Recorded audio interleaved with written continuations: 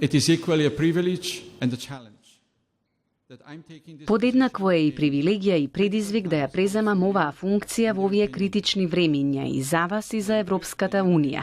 ЕУ со нетрпение очекува да се надмине долгорочната политичка криза преку договорот од Пржино посредуван од Унијата и САД и прифатен од главните политички партии со јасни насоки во тој правец за одговорност и ставање на прво место на интересите на земјата.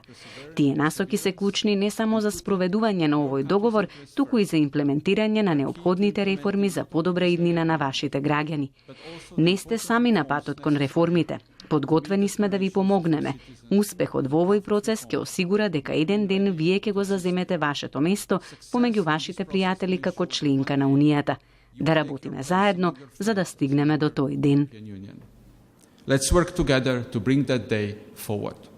Почитуван амбасадоре, членството во Европската Унија за Република Македонија представува највисока стратешка цел.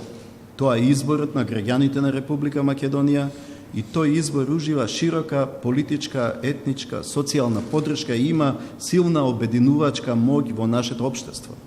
Токму затоа очекувам и се надевам што поскоро да се деблокираат евроинтеграцијските процеси. Секое натамошно пролонгирање на овој процес, како и досега, сериозно ќе влијае на темпото на реформите, на нивото на политичката култура во државата и на културата на диалог и компромиси.